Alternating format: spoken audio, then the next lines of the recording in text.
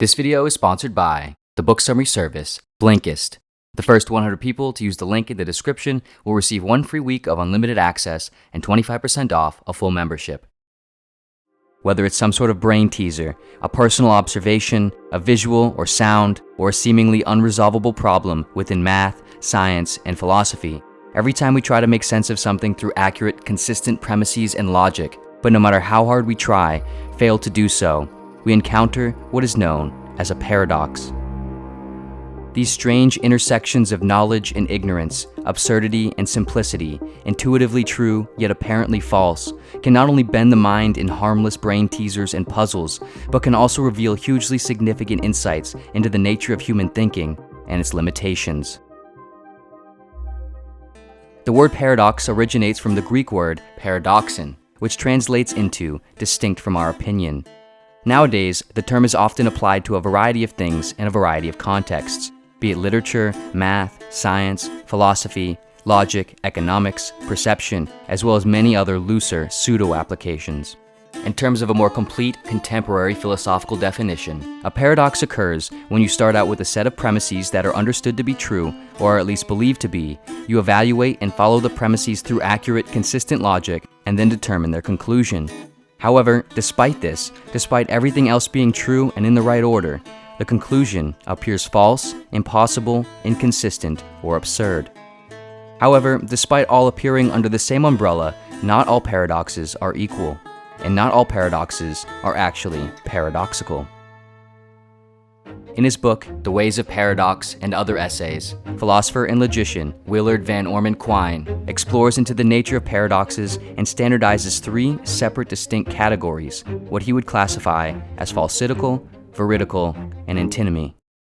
To help illustrate the first category, falsidical, consider one of the classic motion paradoxes from 400 BC Greek philosopher Zeno of Elea, known as the arrow paradox. The arrow paradox argues that an arrow flying through the air is at rest.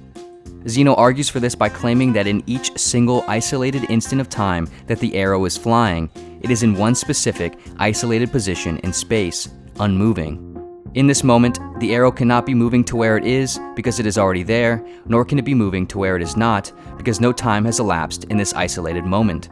Thus, Zeno concludes, in every one of these individual moments, no motion is occurring, and since time is composed of a string of all these individual moments, then no motion is ever occurring at all. Thus, the flying arrow is at rest. At first, and at the time of Zeno, this argument might somehow sound correct, but of course, in reality, we know that the arrow is in motion. This is what makes it initially paradoxical. However, this particular paradox is considered falsidical, which are, according to Quine, paradoxes that appear to be true based on a certain logical assessment within a certain state or condition of knowledge and understanding, but said state is fallacious in some sense, lacking the necessary insight to resolve the paradox. The paradox, however, is capable of being resolved and made non-paradoxical. In this particular case, Zeno's argument is fallacious because it assumes at least one or more false premises to be true. Firstly, it assumes that an instant of time can be divisible into a finitely small moment or chunk that can last 0 units of itself. But time cannot be made into non-time. If time is made of units equal to 0, and you multiply or divide any measure of time by this, you would simply always have 0 time. This would essentially render time inexistent, and if we are to agree that time, in at least some sense, does exist, then this premise would be false. Rather, time must be infinitely divisible into instants that still contain some vanishingly minute degree of elapsing duration. Secondly, motion is improperly defined by Zeno as well. Motion is not measured in abstract isolation in singular dimensionless moments. Rather, motion necessitates that an object is in different places at different times. Zeno's arrow perhaps brings up some metaphysical questions about time, but in terms of physics, with the right sufficient information considered from the correct angle, the paradox is understood to be false, or falsidical. Quine's next category, veridical, are paradoxes that also appear false at first, but in this case, not because they are made by false premises or faulty logic, but rather, the premises are in fact true, the logic used is in fact correct, and the conclusion is in fact also true. It only appears false, however, because its truth runs counter to our initial intuitions. This can be exemplified most simply by one of Bertrand Russell's paradoxes, the barber paradox. In which, imagine a small town with only one barber. This particular barber shaves all and only men who do not shave themselves. Initially, this seems fairly straightforward, but the paradox is, such a barber can never exist. This might sound like an extreme jump or false claim at first, but it's true, which is what makes it veridical. When considering the following question, it becomes clearer. Does the barber shave himself? If he does not, then he is part of the group which he does shave, since he shaves those who do not shave themselves. But if he is in this group, then he does shave himself. But if he does shave himself, then he cannot be the barber, since the barber only shaves those who do not shave themselves. Thus, we have an inescapable contradiction, and no barber can ever exist in such a condition. The important part of this paradox being veridical is not merely the inescapable contradiction, but that, taken from the position that no such barber can exist, the paradox simply demonstrates that an initially obvious or simple-seeming statement can be logically impossible upon further consideration. The third and final category from Quine's analysis is what he classified as antinomies. This category is what we most likely think of when we think of a paradox, and arguably, this is by far the most interesting and relevant kind. According to Quine, antinomies are paradoxes that achieve a contradictory or absurd conclusion even by correctly applying true premises and consistent logic. They defy all accepted laws of logic and information, and for some, don't even appear to be resolvable by any conceivable information at all. They create, in Quine's words, a crisis in thought. And ironically, they can come in as little as a 3 to 4 word statement. Consider the following. This statement is false. This 4-word statement implodes all logic. If the statement is true, then the statement is false. But if the statement is false, then the statement is true. For the statement's claim that it is false to be true necessitates it being false, and vice versa, ad infinitum. There is no way out, no rope of logic to escape with. Another similar example includes the statement, there is no truth. Likewise, this statement is inescapably self-contradictory. If there is no truth, then this statement itself cannot be true, and therefore must be false. But if the statement is false, it must be true that there is no truth, and the statement is true. But if the statement is true, there must be no truth, and again, it must be false. And then repeat, over and over.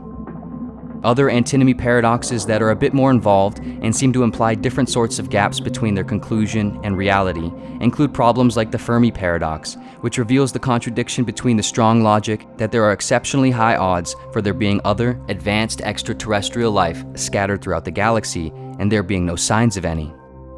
Also, the faint young sun paradox, which reveals the contradiction between astrophysical understandings that the output of Earth's sun would have only been about 70% as intense during Earth's early history, while simultaneous evidence shows that Earth had the presence of liquid water and life during the same time with relatively consistent temperatures, which would be impossible if the sun's output was that low. One could also go so far to include problems like the entire origins of the cosmos, often summarized by the question, why is there something rather than nothing? As in, how did something apparently come from nothing? Or how has something always been? This appears absolutely inconceivable to answer in any way that makes any sense. Also, the very nature of our personal, subjective experience as self-conscious beings, at the very least, has strong traces of an antinomy paradox. Summarized by the hard problem of consciousness, how does physical activity in the brain equate to a subjective, felt state of being? Arguably, there appears to be no concept or evidence that could ever really answer how this is possible. Antinomous paradoxes of this broader form seem to exist at the very foundation of our being, from the origins of the cosmos all the way down into the very core of our consciousness. Existence as a whole is perhaps the greatest unresolvable paradox. Throughout different periods of history and for different people, like Zeno and his cohorts in 400 BC, paradoxes that were once believed with conviction to be antinomies have since become falsidical with the advent of new knowledge and understanding. We now know how and why Zeno's math and arguments were wrong in his motion paradoxes.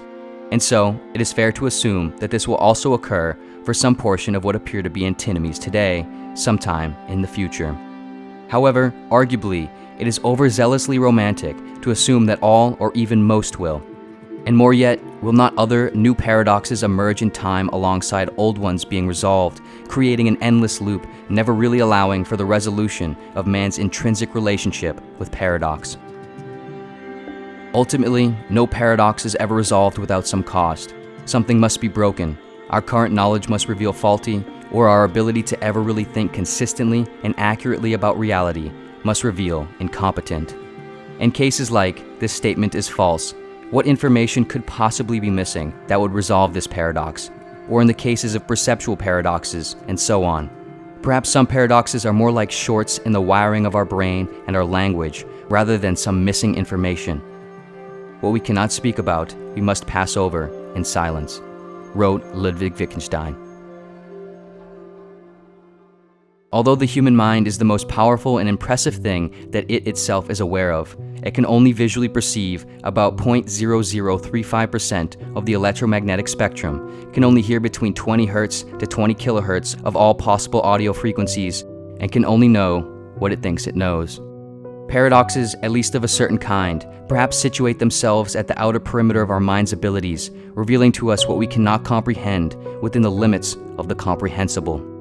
On these paradoxes, we seemingly stand on the cliff of our understanding, knowing where we are, while looking out at a vast, looming valley covered in fog. Paradoxes challenge us to continually explore this valley, to fill it in with new checkpoints and create new maps of understanding. But perhaps there are simply unresolvable paradoxes within this valley, areas we can likely just never see or discover. Or perhaps antinomies don't even really exist at all, and all paradoxes are merely created by human fallacy that can be resolved. Or perhaps the opposite. All things are fundamentally paradoxical, and all resolutions are contrived by false human meaning. Whatever the case may be, the valley is likely far too big, and we are likely far too small to ever know for sure.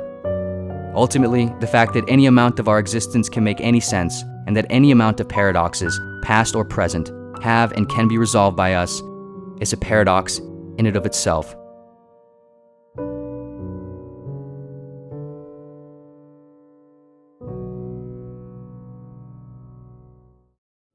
This video was sponsored by Blinkist. Consider one more following paradox. A woman named Sarah has just discovered the book summary app Blinkist, on which she can read or listen to thousands of complete nonfiction book summaries, each summary being just around 15 minutes. Because of this convenience, she plans on reading and engaging in more books on a regular basis. The first book summary she listens to is The Power of Habit by Charles Duhigg, where she learns about the science behind creating and reshaping habits in life. It's so convenient and informative, she continues on to her second book, Nudge, immediately after. She enjoys this summary so much, she decides to listen to the complete audiobook that Blinkist also provides directly within the app. After listening to both summaries and the audiobook, Sarah feels more knowledgeable and informed, but of course, she still feels like the same Sarah. Soon, Sarah develops a habit of reading at least 5 summaries on Blinkist every week. At the end of each summary, her level of knowledge continues to increase, but still, of course, she feels like the same person. Over the course of the following year, Sarah reads more than 200 book summaries and listens to almost 50 audiobooks on Blinkist. Now, however, compared to when she started a year ago, she feels like a completely different person, with a huge array of new knowledge, different habits and behaviors that she's learned, and a new expertise in finance. After each new book summary that Sarah read, she always felt like the same person, but by the end of the total sum of all the books at the end of the year, she felt like a completely different person. At what point then did Sarah become a different person? Can it be pinpointed? If not, how did she become a different person? Or did she at all? This is a reinterpretation of the paradox known as the Ship of Theseus. With over 27 categories and thousands of titles, Blinkist makes it easy for just about anyone to become a new, improved version of themselves, even if you can't be sure exactly when and how you became it.